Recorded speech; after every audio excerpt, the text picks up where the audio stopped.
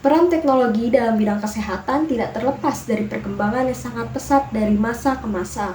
Penerapan teknologi informasi di bidang kesehatan diyakini dapat memberikan berbagai manfaat bagi penyedia layanan kesehatan. Selain memberikan dampak positif, kemajuan teknologi juga memberikan dampak negatif terhadap dunia kesehatan. Oke, assalamualaikum warahmatullahi wabarakatuh. Nama saya Muhammad Kemal Pasha. Di sini saya akan membacakan tentang dampaknya informatika pada dunia kesehatan.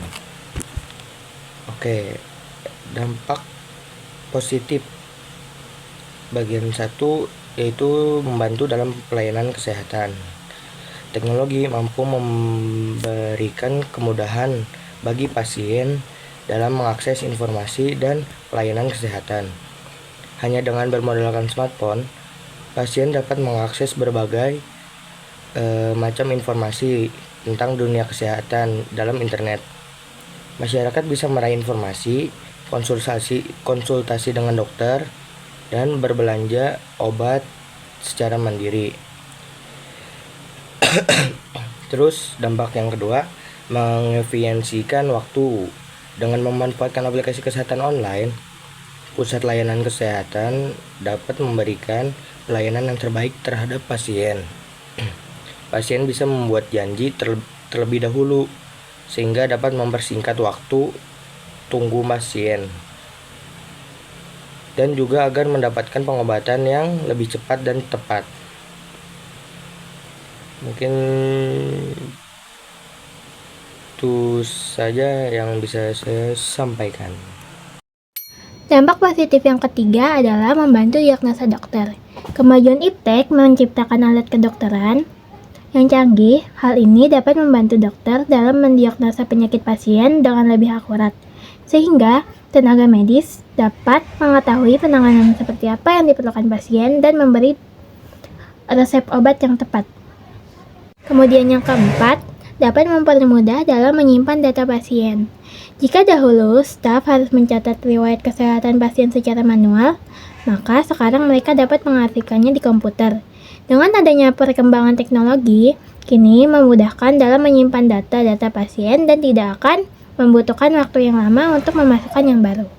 Yang kelima, mencegah penularan penyakit. Selain untuk pasien dan tenaga medis, teknologi juga dapat mencegah penularan penyakit. Contohnya pandemi COVID-19 yang lalu. Dengan menggunakan aplikasi, masyarakat dapat mengetahui status kesehatan masing-masing. Juga informasi tentang klasifikasi daerah yang terjangkit. Sehingga masyarakat lebih mudah untuk menghindari daerah mana saja dengan intensitas penyakit yang tinggi. Penularan penyakit pun lebih mudah dicegah. Selanjutnya, dampak negatif kemajuan teknologi pada bidang kesehatan. Yang pertama, ada kesenjangan kesehatan global.